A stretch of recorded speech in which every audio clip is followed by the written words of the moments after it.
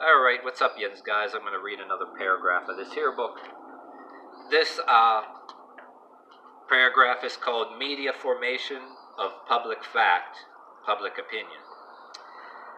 And here goes. Technology has rapidly increased the cremation. Alright, let's say the sentence again. Why did I? Okay, technology has rapidly increased the creation and formation of public opinion. Technology has rapidly increased the creation and formation of public opinion. Always a significant factor in the politicizing of everything. I can't believe I accidentally said the word cremation. Well, maybe in some of our subconsciouses, including mine, maybe cremation in case where they're destroying a lot of truths, and shoving other truths down your throat, trying to destroy evidence of certain truths. Maybe blacklisting and scrubbing certain things off the internet, trying to scrub people's minds. But okay, that's probably why I accidentally said cremation in this. All right, that was hilarious that I did that. Okay. Technology has rapidly increased the creation and formation of public opinion. Well, we could have created the cremation of public opinion. You can call that now what people are trying to do. But anyway, okay, as always a significant factor in politicizing of anything. As a result of the global interconnectedness established by a network of communication systems, every economic or political fact concerns every man, no matter where he may find himself, he or she.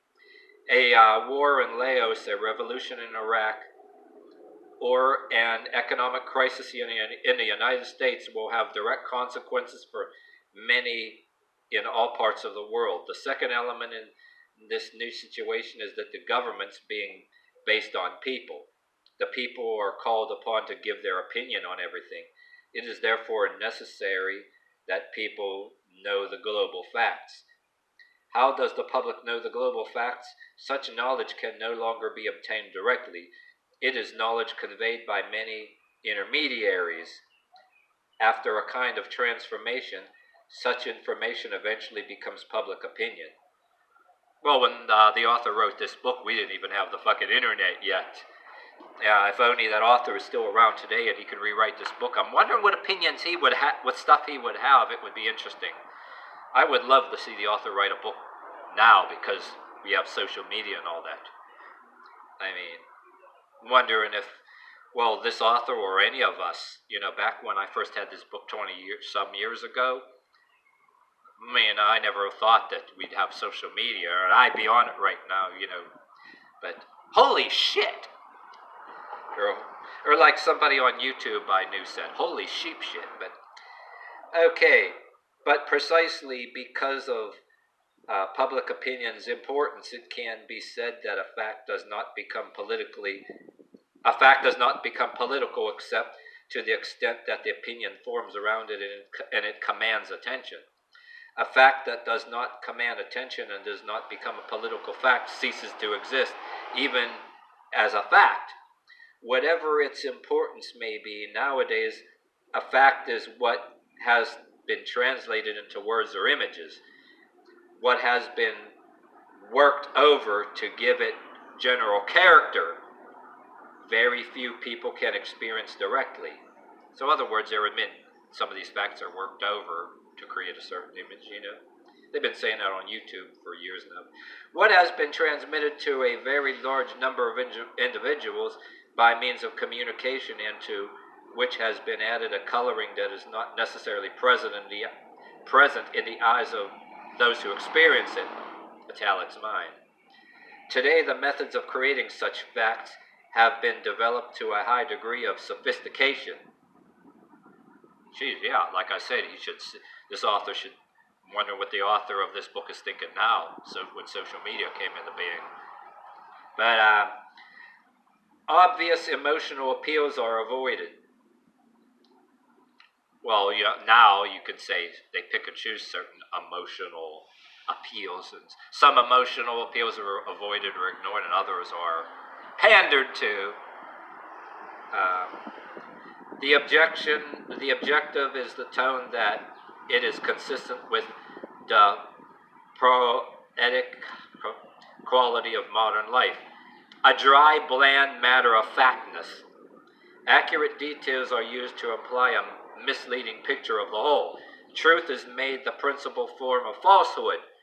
The important consideration is not whether information accurately describes an objective situation, but whether it sounds true. And trading on the public's honest desire to be informed, the craving for facts which feed the illusion of being well informed, we are simply fed misinformation clothed in obfuscatory jargon. This language says, whoever this guy's name is, surrounds the claims of administrators and advisors alike with an aura of detachment. More importantly, it is calculated, obscure, and unintelligible qualities that command it to be a public that feels it informed in proportion as befuddled. Overall, the intent is to create a set of impressions for other than the apparent motivation. It is to divert the public away from what is true motivation of what the perpetrator may be. But even the good guys, those fighting for freedom, justice, a clean environment, or peace, must strive to secure public opinion for their side. To be effective, they must also play to the media. Occasionally it begins inadvertently, but more and more it is done by design. In the entire civil rights struggle, nothing was more effective than Bull Connors and his policemen letting loose on their nightsticks, the high-pressure water hoses, and the trained attack dogs on black demonstrators. The national revulsion and outrage against racism, this type of representation was immediate. In prior time, the identical situation would have occurred, and except for those who witnessed it locally, it would have passed quickly away without any further response. By the same token, the slaughter of seals in Canada, environmental issues of safety, all issues get media exposure and crystallize public opinion because become important and must be acted upon. To have no public exposure, it is equivalent to not even existing. No longer does the substance of an issue determine the importance. Media exposure gives it importance. This is one of the many reasons government and other big power sources monopolize the media. In holding the key to media, they control it, and in controlling the media, they control public opinion. However, many dissident groups have become sophisticated in their technique and would not think of fighting a battle unless they had a chance for media coverage. I don't mean to imply that the cases would not be fought if there were no media exposure. The inherent inequity, injustice, and unfairness the inherent inequity, injustice, and unfairness alone did drive these groups to fight the battle anyway. But these groups now have the additional awareness that the game has changed and has new rules. Even the conflicts in Vietnam, El Salvador, South Africa, and the Middle East, and the battles for better wages, housing, jobs, tolerance, and so on, were not covered by media. They would still, out of necessity, be fought. In other words, he's saying that even if there was no media coverage. So the author is saying even without no media coverage, the fights would still be fought. They just wouldn't be covered. You never know. They would just sweep everybody under the rug, throw everybody in jail, naturally. So you had to get media to cover it, but then what the media is doing now, holy shit. All right. However, today these groups would try in some way to play or stage it so that the media could record and televise it. And Oh, I guess we might as well go on with this. Should I go with this one? The next one's a small paragraph. The theatric the theatrics of politics, or the theatric the theatrical what's it? The theatricalization. Wow. And I just call it theatrics, but I never had to say this word in a long time, but I know what the word is. But you know the word in your head, the theatricalization. You know, well, you got to take the word theatrical, theatricalize, the theatricalization. If you didn't practice saying such a word, oh, that word's a mouthful. You know, you could read it in your head, but saying it, if you never, they could have said it in a different way, but might as well go ahead and read. In 1968, Jerry Rubin and Abbie Hoffman made it clear that a theatrical conception of politics had driven more rational concepts from the field. Yippee is a Gestalt theater of the streets, Rubin claimed, compelling people, for example, of their awareness. They wore Paul Revere costumes, judicial robes in the courtroom, and the general disrupted the court proceedings, resulting in the arrest of Democratic National Convention in Chicago, 1948. While these actions may have rather be extreme and bizarre, they were really offshoots of other accepted behavior, such as the show of war weapons in a parade and political baby kissing,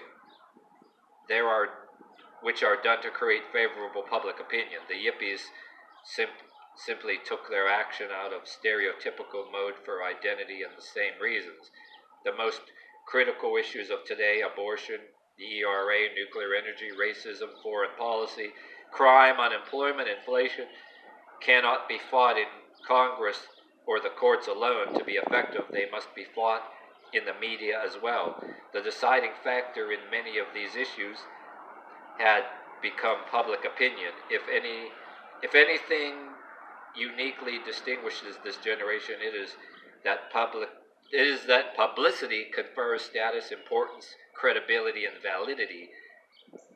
Without publicity, the issues came, even the person's celebrity fades into non-existence. The practice is now so common that even local politicians on a township or city level use it instead of dealing with the issues of substance. However, it doesn't stop there. This process has filtered down to almost everyone, from individuals in police departments to school systems, community groups, unions, business, jet setters, as well as the man in the street, via each other for celebrity. There in the past, it was an isolated person who would jeopardize his life for recognition. Today, it is common occurrence, extending to stunts of climbing buildings, all the way to assassinations. It seems nothing can stop the rush for instant fame, which can and does occur overnight with enough media exposure, and disappears just as quickly. Well, geez, ain't that the truth even now? But